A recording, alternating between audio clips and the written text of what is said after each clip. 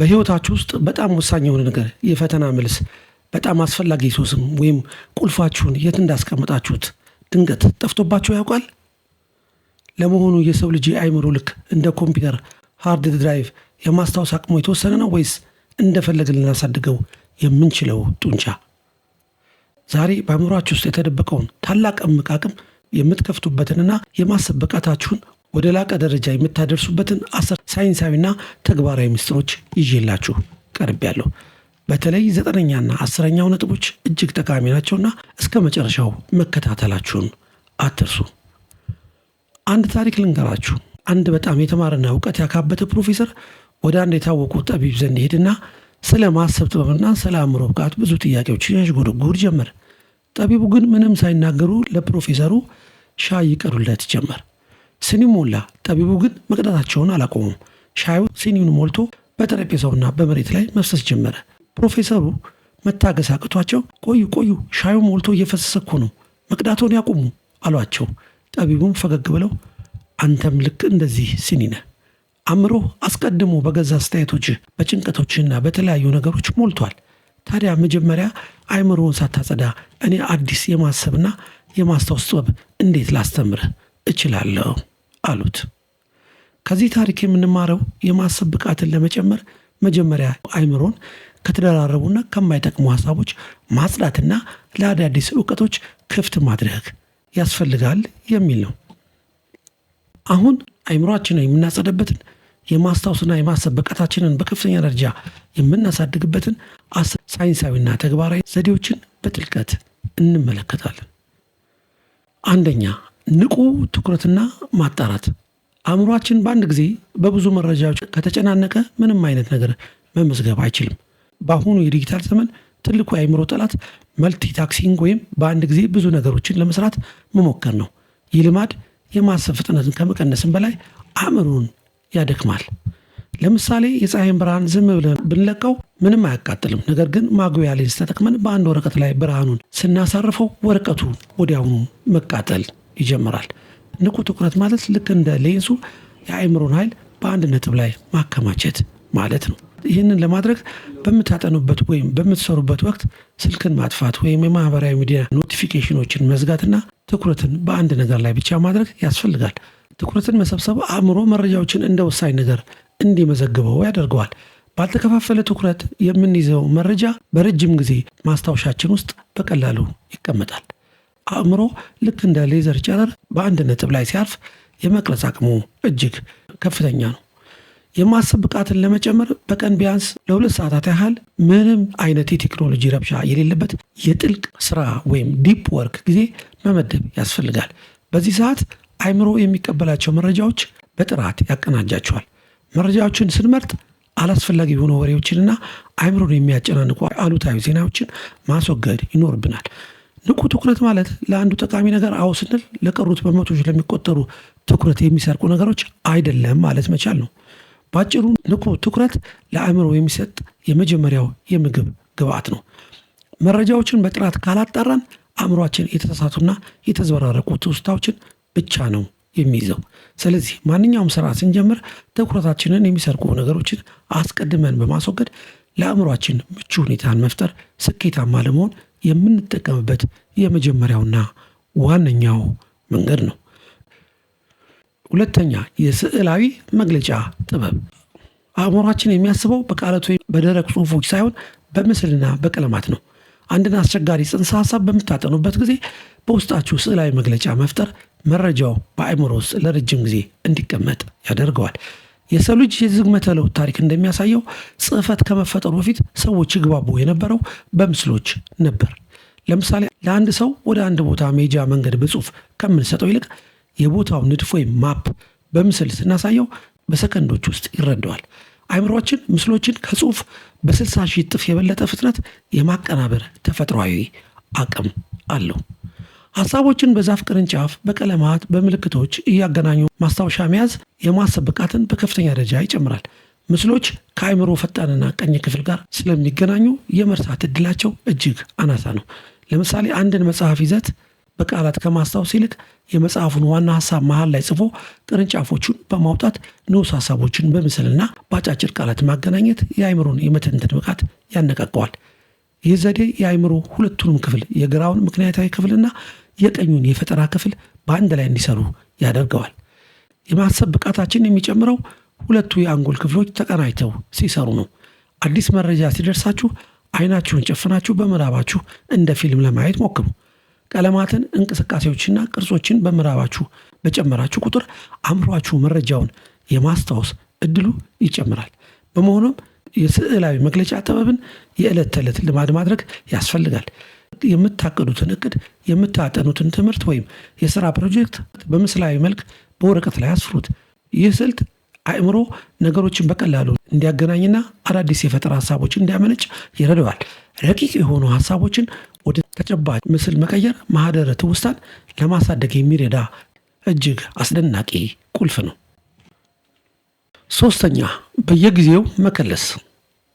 አንድን መረጃ ዛሬ አጥንቶ ለአንድ ወር መተው መርሳትን በይፋ መጋበዝ ነው።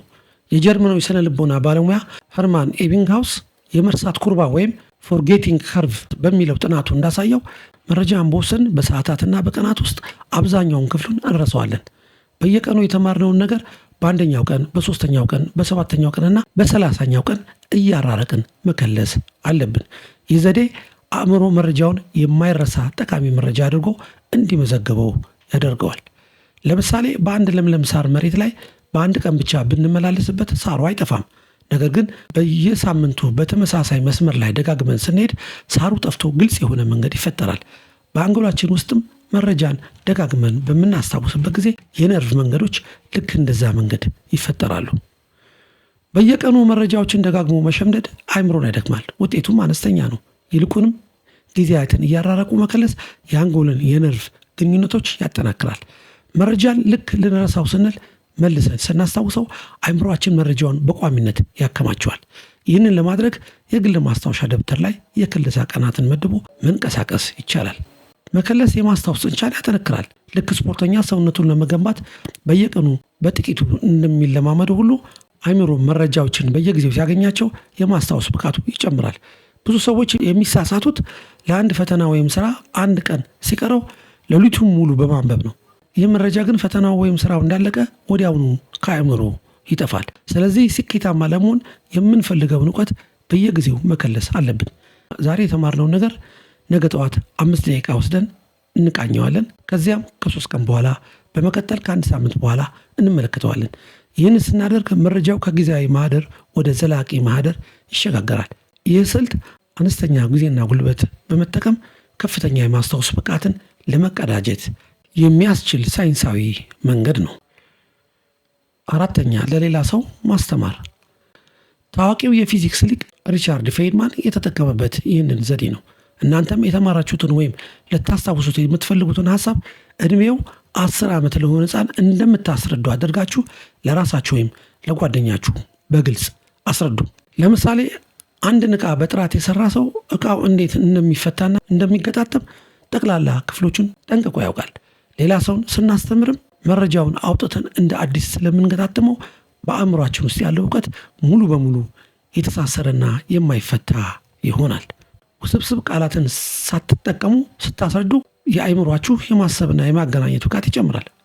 በአብዛኛው ጊዜ አንድ ነገር የምናውቀው ይመስለናል። ነገር ግን ለሌላ ሰው ለማስረዳት ስንሞክር የምንፈጥረው ክፍተት ወይም የምንቸገርበት ነጥብ በትክክል የትኛው ሀሳብ ላይ ድክመት እንዳለብን ያሳየናል። ያንን ክፍተት ስናውቅ ተመልሰን መጽሐፉን ወይም መረጃውን በማንበብ እውቀታችንን እናሟላለን።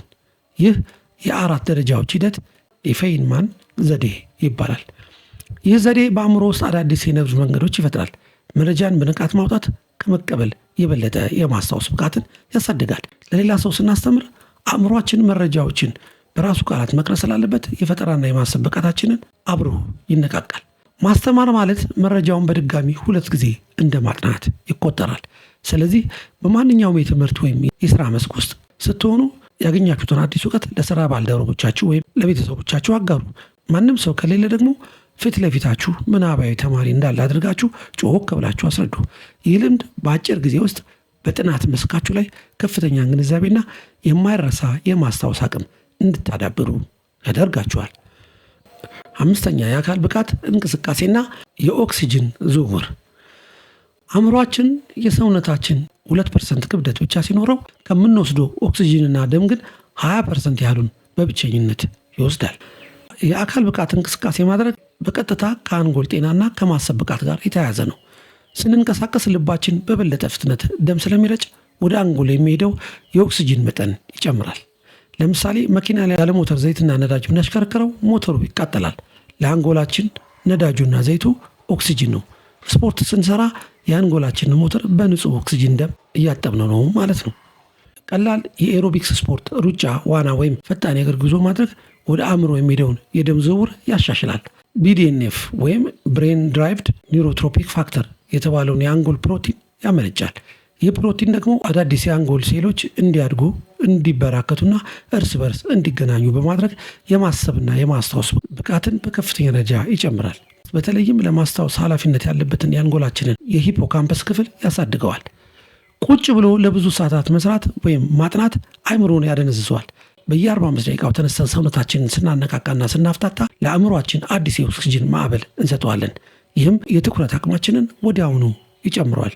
ስፖርት መስራት ጭንቀትንና ድብርትን የሚያስከትሉ ሆርሞኖችን በመቀነስ አእምሮን ደስተኛና ንቁ የሚያደርጉትን እንደ ዶፓሚንና ኢንዶርፊን ያሉ ኬሚካሎችን ያመነጫል። ስለዚህ ስኬታማ ለመሆን በሳምንት ቢያንስ ከ3 እስከ 4 ቀናት ለ30 ደቂቃ ያህል የአካል ብቃት እንቅስቃሴ የማድረግ ልማድ ይኑራችሁ። ጠዋት ስፖርት ሰርቶ ወደ ስራ ወይም ወደ ጥናት መግባት የአእምሮን የማስተናገድ ብቃት የተሳለ ያደርገዋል።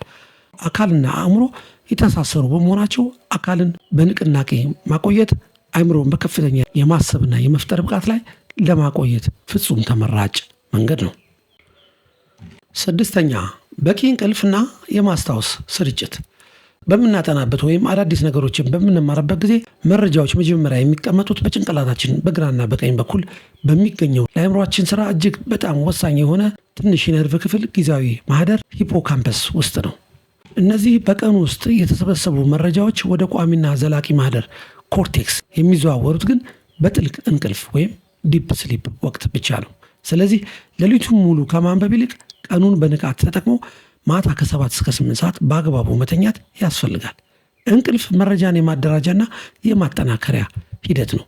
ለምሳሌ አንድ ኮምፒውተር ላይ ፋይል ከጻፍን በኋላ ሴቭ የሚለውን ቁልፍ ሳንጫን ኮምፒውተሩን ብናጠፋው የጻፍነው በሙሉ ይጠፋል። እንቅልፍ ለአእምሯችን ልክ እንደ ሴቭ ቁልፍ ነው። በቀን ያጠናነውን ነገር በቋሚነት ወደ አእምሮ ማከማቻነት የሚቀይረው እንቅልፍ ነው። እንቅልፍ ማጣት አእምሮ በቀን ውስጥ የተፈጠሩ መርዛማ ቆሻሻዎችን እንዳያጸዳ ያደርገዋል።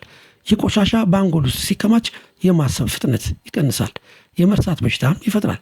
ስለዚህ ለፈተና ወይም ለትልቅ ስራ ሌሊቱን ሙሉ ከመንቃት ይልቅ በቂ እንቅልፍ መተኛት የማስታወስ ችሎታን በእጥፍ ያሳድጋል። እንቅልፍ የወሰደ አእምሮ አዳዲስ መረጃዎችን የመቀበል አቅሙ እጅግ ከፍተኛ ነው። ጥናቶች እንደሚያሳዩት ከእንቅልፍ ማጣት በኋላ የሚደረግ ጥናት ውጤታማነቱ በ40% ይቀንሳል። የማሰብ ብቃትን ለመጨመር በየቀኑ በተመሳሳይ ሰዓት መተኛትና መነሳት፣ ከመተኛት 1 ሰዓት በፊት ስክሪኖችን ወይም ስልክና ቴሌቪዥንን ማራቅ ይመረጣል። በመሆኑም እንቅልፍን እንደ ሰነፍ ልማድ ሳይሆን እንደ ዋና የአእምሮ ግንባታ መሳሪያ ማየት አለብን። ስኬታማ ሰዎች እንቅልፍ ጥራታቸውን በጥንቃቄ ይጠብቃሉ። የተረጋጋና በቂ እንቅልፍ ማግኘት ጠዋት ስንነሳ አእምሯችን ትኩስ፣ ንቁና ማንኛውንም አስቸጋሪ ፈተና ለመጋፈጥና ለማሰብ የተዘጋጀ እንዲሆን ያደርገዋል። 7ኛ ተያያዥነት ያላቸውን ታሪኮች መፍጠር። ደረቅ መረጃዎችን፣ ቁጥሮችንና ስሞችን ዝም ብሎ በባዶ መሸምደድ እጅግ አድካሚና አሰልቺ ነው።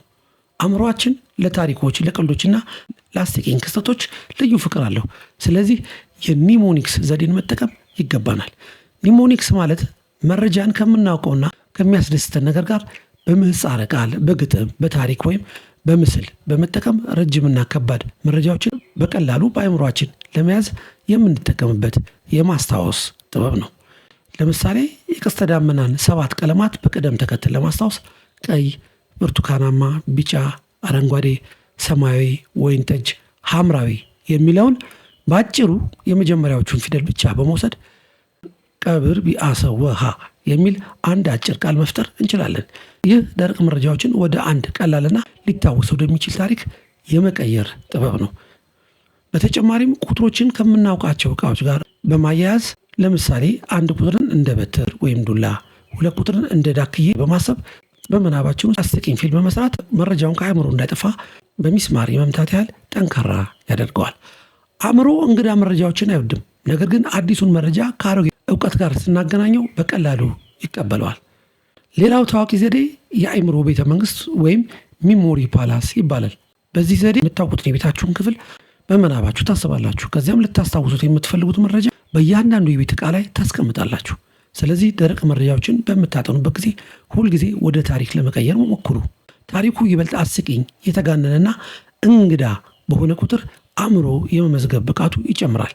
ይህ ስልት የማሰብ አድማስን ከማስፋቱም በላይ የፈጠራ ችሎታችሁን በማሳደግ በማንኛውም የህይወት ዘርፍ ላይ ስኬታማና ጎበዝ እንድትሆኑ ይረዳችኋል። 8ኛ የአእምሮ ምግቦችና የተመጣጠነ አመጋገብ። የምንበላውና ወደ ሰውነታችን የምናስገባው ምግብ በቀጥታ የማሰብ ፍጥነታችንንና የማህደረ ትውስታ ጤንነታችንን ይወስነዋል። አእምሯችን በትክክል ለመስራት የተወሰኑ አልሚ ምግቦችን፣ ቅባቶችን ይፈልጋል። የተሳሳተ አመጋገብ በአንጎል ሴሎች መካከል የሚደረገውን የኬሚካል መልእክት ዝውውር ያዘገያል። ለምሳሌ የአንድን መኪና ኢንጂን ወይም ሞተር እድሜ ለመጠበቅ ሁልጊዜ ምርጥና ጥራት ያለው ቤንዚን እንደምንቀዳ ሁሉ ለአእምሯችንም ምርጥ ነዳጅ መስጠት አለብን። ስኳር የበዛባቸው ምግቦች ልክ እንደ ተበላሸ ነዳጅ የአንጎላችንን ኢንጂን ያደነዙታል።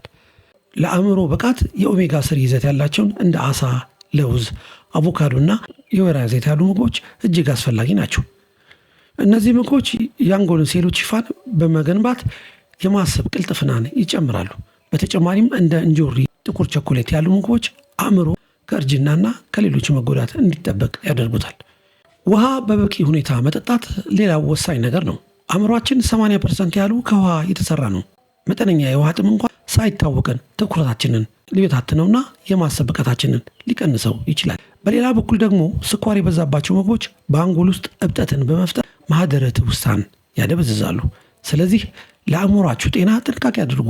የምትመገቡት ምግብ ለአእምሯችሁ ነዳጅ መሆኑን አትዘንጉ።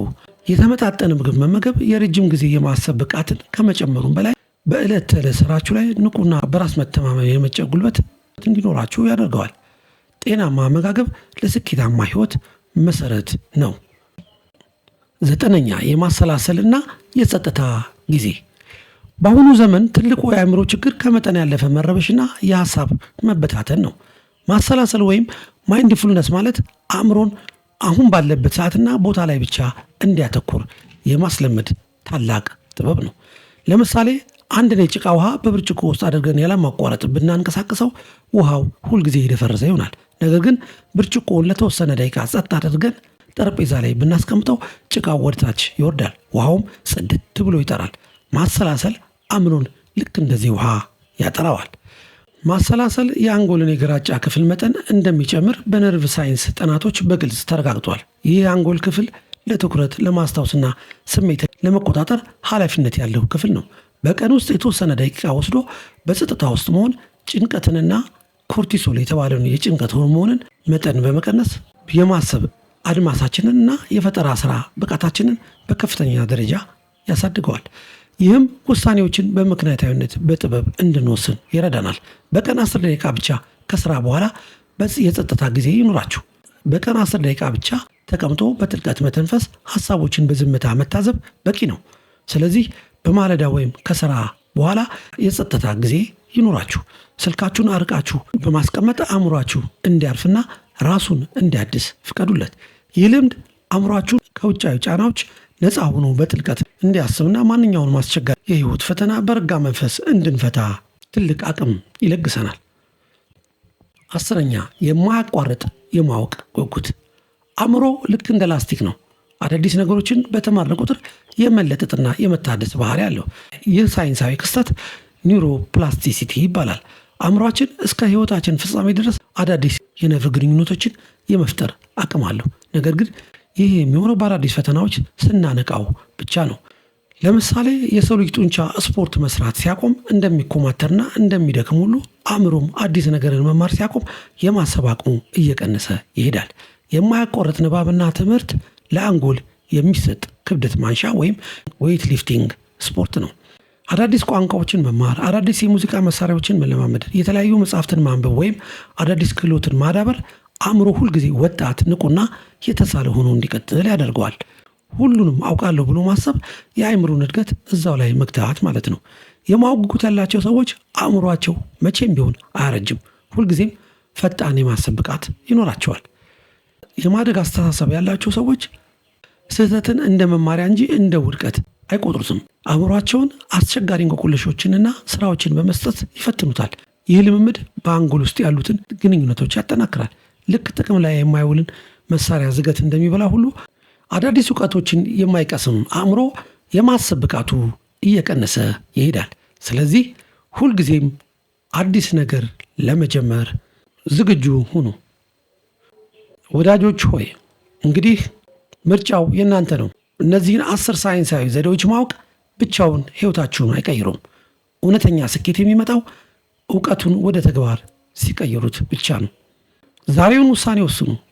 ከሰማችሁት ውስጥ ቢያንስ አንዱን ዘዴ፣ ለምሳሌ የፌይንማንን የማስታወስ ዘዴ ወይም የተከፋፈለ ድግግሞሽን መርጣችሁ አሁኑኑ መተግበር ጀምሩ። አእምሯችሁን አሰልጥኑት፣ አቅማችሁን አውጡት፣ እናም የስኬታችሁ መሪ ሁኑ። ይህንን ቪዲዮ ከወደዳችሁት ላይክ አድርጉት። ከዚህ ቪዲዮ ምን ተማራችሁ? ሐሳባችሁን ኮሜንት ላይ አስፍሩልኝ። ለሌሎችም እንዲደርስ ሼር አድርጉ። ሰብስክራይብ ማድረጋችሁን እንዳትረሱ። በሚቀጥለው ቪዲዮ እስክንገናኝ መልካም ጊዜ ይሁንላችሁ።